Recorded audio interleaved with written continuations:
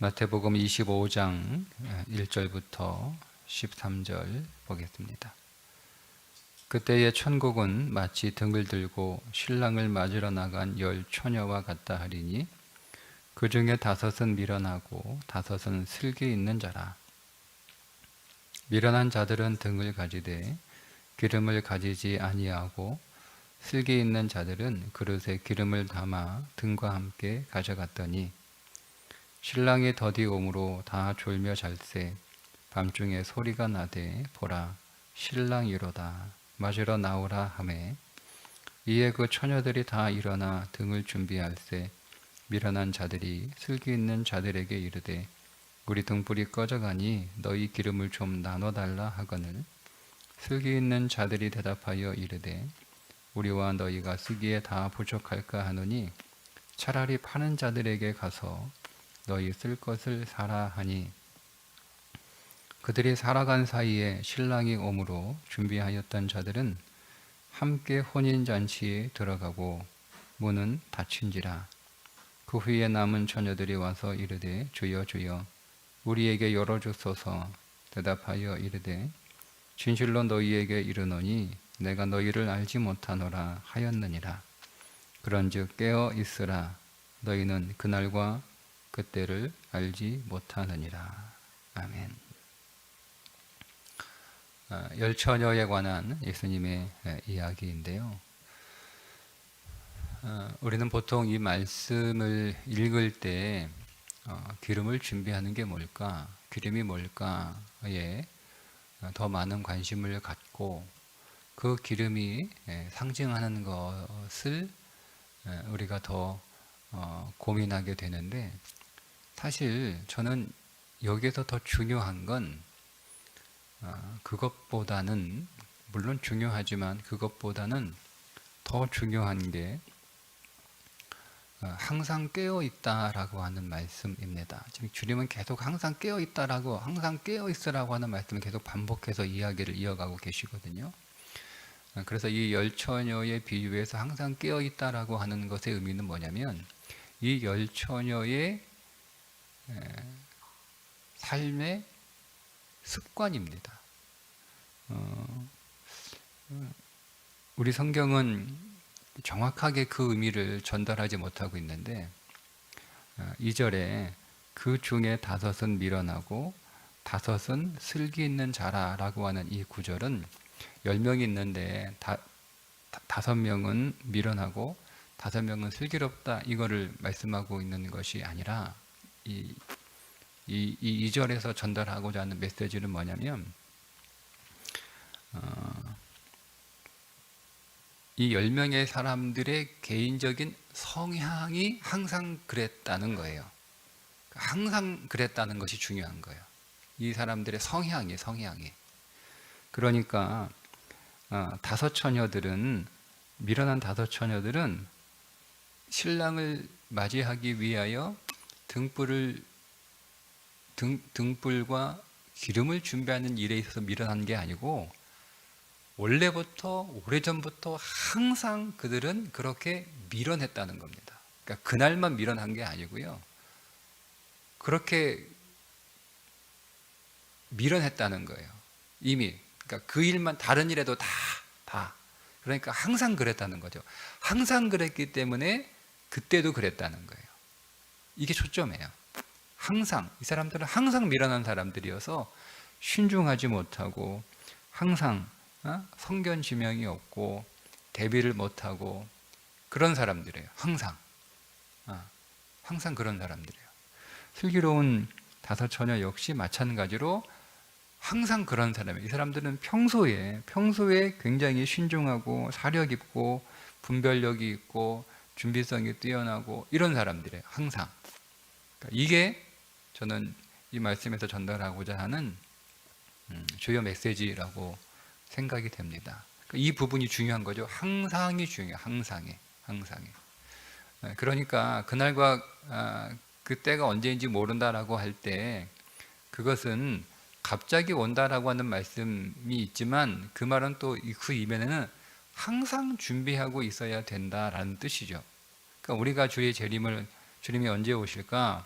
그때와 그 시를 알아서 그때에 맞춰 준비하면 되지, 그게 안 된다는 거예요. 그게 안 된다는 거예요.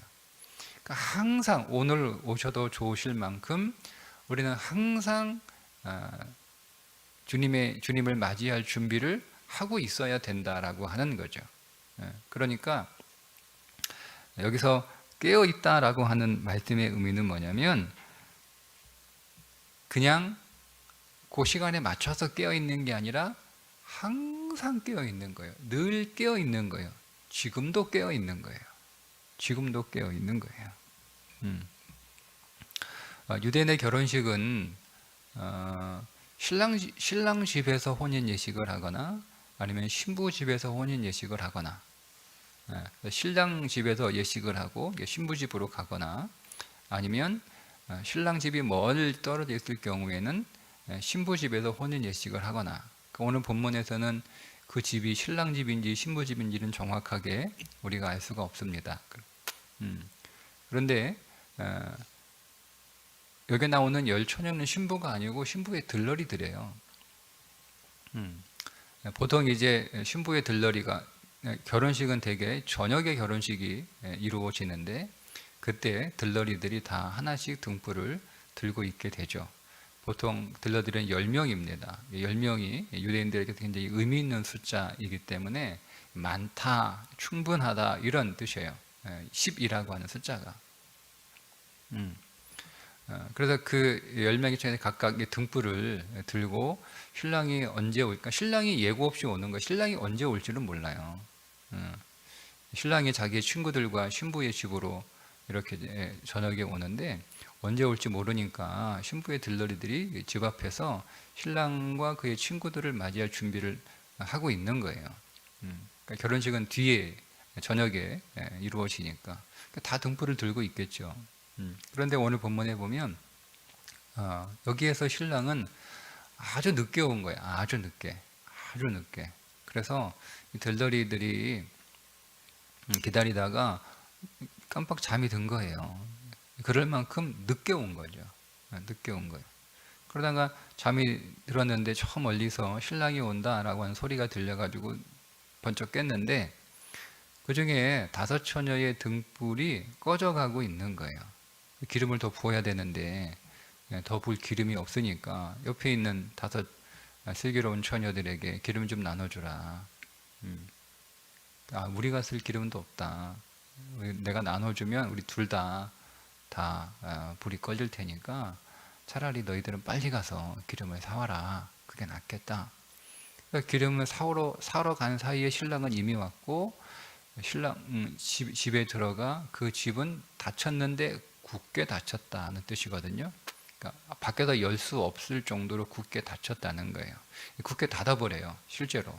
왜냐하면 결혼식이 뒤에 이루어지니까 초청받지 않은 사람들이 오거나 뭐 불량배들이 오거나 뭐 그런 초대받지 않는 사람들이 와서 결혼식 이렇게 회방하고 또 분위기 깰 수 있으니까 문을 한번 닫아버려요.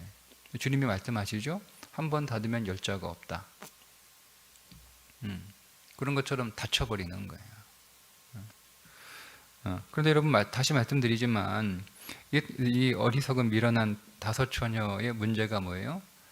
그날만 미련한 게 아니고 항상 미련했다는 거예요. 항상. 여러분 오늘 우리의 신앙이 항상 깨어있는 신앙이어야 되지. 항상 깨어있는 신앙이어야 되지. 잘 보세요. 오늘 우리의 신앙의 습관이 어떤가? 내 신앙생활의 패턴이 어떤가? 나는 그냥 일주일 내내 믿음 없이 살다가 그냥 교회만 와서 주여 예배하고 주일만 주님 찾고 주일만 주님 얘기하고 믿음 얘기하고 그렇게 살아가고 있는 것은 아닌가? 그게 그 사람의 습관이 되면 여기 나오는 미련한 5 처녀가 되는 거예요. 왜요? 그 사람의 습관은 항상 주님을 찾는 자가 아니라 그냥 주일 하루 와서 그날 하루 주님 찾고 그날 하루 믿음 얘기하고 그렇게 살다가 또 돌아가면 똑같이 새까맣게 잊어버리고 믿음과 상관없이 그렇게 살아가는 거예요. 세상에 속해서 세상 사람들이 사는 것과 똑같이. 또 이런 경우도 있죠. 이런 경우도 있어요. 내가 믿음하고 상관없는 안 믿는 사람들하고 만날 때는 그냥 그들과 똑같이 이렇게 살다가 그들과 똑같이 말하고 그들과 똑같이 똑같은 주제로 얘기하고 그리고 똑같이 그렇게 사귀고 그들과 똑같이 이렇게 지내다가 이제 뭐 믿는 사람 만나면 그때서야 비로소 신앙에 대해서 좀 얘기하는 그게 이 미련한 다섯 처녀예요. 그러니까 우리의 믿음의 삶이 중간에 끊어지는 게 있으면 안 되는 거예요. 항상은. 그러니까 우리가 어디에 있든 누구를 만나든 어떤 일을 하든 우리의 믿음의 이 패턴은 항상 일관되게 유지돼야 하는 거예요. 그런데 내가 있는 장소에 따라, 내가 만나는 사람에 따라, 내가 하는 일에 따라, 우리의 인생의 계절에 따라, 우리 인생도 계절이 있죠. 따뜻한 봄날이 있는가 하면 뜨거운 여름이 있고, 열매가 무르익는 가을이 있지만 매서운 겨울도 있는 거잖아요. 그러니까 우리의 인생의 계절이 어떠하든 항상 오늘 우리의 믿음은 일관돼야 되는데 인생의 계절에 따라 우리의 믿음이 자꾸 달라져요. 이건 항상이 아니죠. 내 인생의 계절이 봄이든 여름이든 가을이든 겨울이든 그 계절과 상관없이 항상 나의 믿음은 일관적이어야 되는 거예요. 그게 슬기로운 다섯 처녀예요. 그렇지 않으면 미련한 다섯 처녀가 되는 거예요. 그러면 여러분, 주님이 우리 인생 안에 언제 오실 줄 알아요? 내 인생에 항상 따뜻한 봄날에만 오시지는 않잖아요. 매서운 추운 겨울에 살을 베는 듯한 그 추운 겨울에 주님이 오실 수 있잖아요. 주님이 꼭 봄에만 오십니까?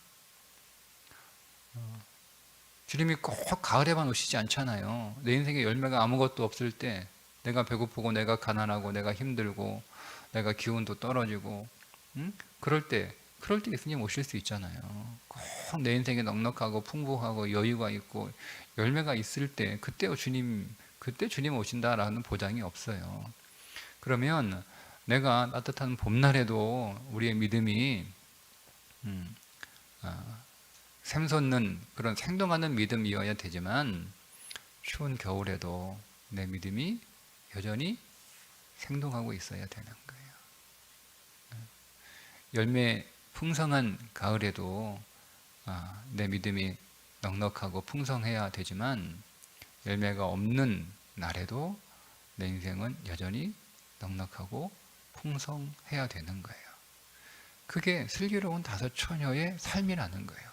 그런 삶을 살라는 거죠. 그런 삶을 살라는 거예요.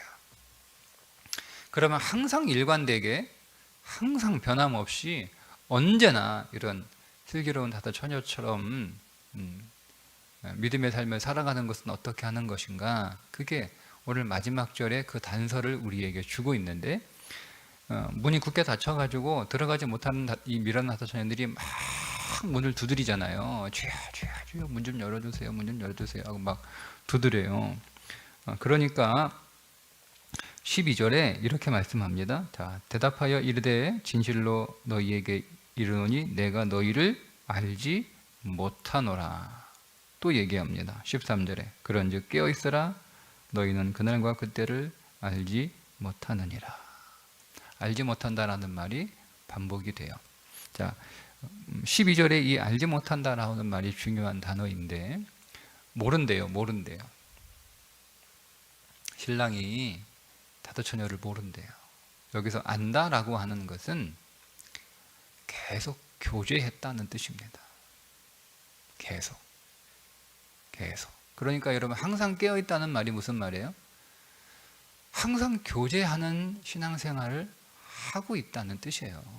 항상 깨어있으라는 말이.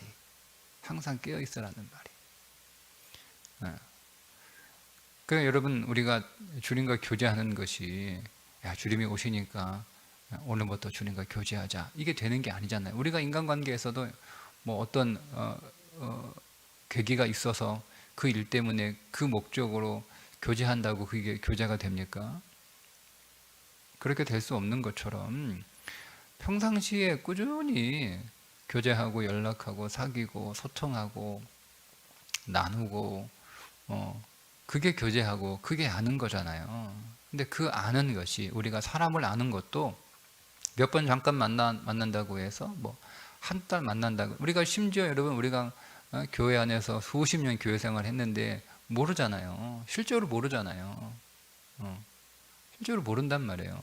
그거는 그냥 같은 교회에 다닌 것 뿐이지 서로 아는 사이는 아니에요. 우리가. 그러니까 내가 아는 사람은 누구냐면 나와 친밀하게 교제했던 사람들만 사실은 내가 아는 거죠. 그러니까 우리가 교회에서 수십 년 신앙생활을 같이 했지만 얼굴을 아는 사람, 이름을 아는 사람, 그리고 그 사람을 아는 사람, 다르죠. 어떤 사람은 내가 얼굴만 알아요. 얼굴만 알아요. 길 가다가 탁 만났는데 아는 얼굴이야. 같은 교회에서 매주 봤던 사람이에요. 그래서 안녕하세요 인사를 하고 지나가요. 저 사람 누구예요? 아, 우리 교회인 사람. 근데 이름은 뭔지 모르겠다. 뭐 이렇게. 근데 이름은 아는 사람, 이름을 아는 사람. 이름은 알겠는데 얼굴이 안 떠올 수도 있잖아요. 늘 주부에 이름이 올라오니까 이름은 익숙한데 누군지는 모르겠어요. 이름도 알고 얼굴도 알 수 있죠. 우리가 그런 사람들을 사실은 성경이 말하는 안다는 그거를 안다라고 말하지 않아요. 우리가 주의 이름을 알죠. 우리가 그분에 관한 말씀, 그분이 어떤 삶을 살았는지 성경에 관하여 우리가 늘 듣고 보고 배웠으니까 알죠. 성경이 아는 건 그 사람을 아는 거예요. 우리가 그 사람하고 겪어봤어요. 뭐 이름과 얼굴은 물론이거니와 겪어봤어요. 밥도 먹어보고 일도 같이 해보고 또 그러면서 만나서 얘기도 해보고, 그러면 그 사람의 성격도 알고 성향도 알고 성품도 알고, 이 사람의 상처도 알고, 이 사람의 기질도 알고, 이 사람이 뭘 좋아하는지 알고, 이 사람의 기호도 알고, 다 아는 거예요. 다 아는 거예요. 심지어 이 사람의 지나오는 과거의 사연까지 다 아는 거예요. 그걸 우리는 안다라고 얘기하는 거잖아요. 주님을 안다는 것도 마찬가지예요. 주님을 안다. 그러니까 주님이 오늘 우리를 모르실 리가 없죠. 그분은 특별히 우리가 교제하지 않아도 우리의 모든 것들을 이미 다 아시는 분이에요. 근데 모른다라고 하는 말은 분이면 너희가 나를 모른다는 거예요. 주님은 왜 몰라요? 주님은 우리하고 대화 한마디 하지 않고 한 번 만나지 않아도 주님은 이미 우리에 관하여 소상히 알고 계신 하나님인데 우리를 모를 리가 없죠. 그래서 주님이 내가 너희들을 모른다라고 하는 말씀은요, 주님이 나를 모른다라는 뜻으로 우리가 읽어야 되는 게 아니라, 아, 내가 주님을 모르는가. 이 미련한 다소처녀는 신랑을 모르는 거예요. 교제한 적이 없으니까. 그러니까 오늘 우리가 주님과 교제하는 삶을 살지 않아요. 주님이 우리를 모른다라고. 주님이 어떻게 나를 몰라요, 주님? 주님이 당연히 알죠. 근데 문제는 우리가 주님을 모른다는 거예요. 우리가 주님을 그냥 이름으로만 알고 있고, 성경에 나와 있는 글로만 알고 있고, 그러나 우리가 그분과 교제하진 않았어요. 영 안에서 그분과 친밀하게 교제하지 않았어요. 그냥 우리는 그냥 따로 논 거예요. 따로 논 거예요.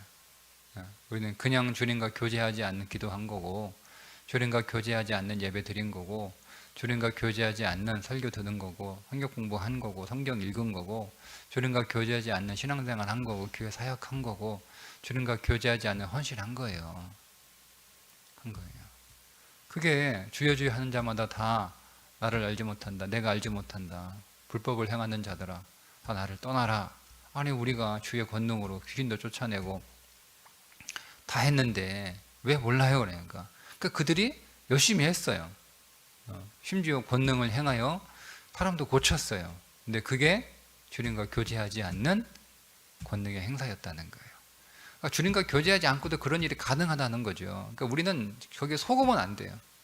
속으면 어떻게 내가 주님과 교제하지 않는데, 내가 주님을 모르는데 내가 이런 일을 행할 수 있을까? 이런 권능이 내 안에 나타날 수 있을까? 얼마든지 할 수 있다니까요.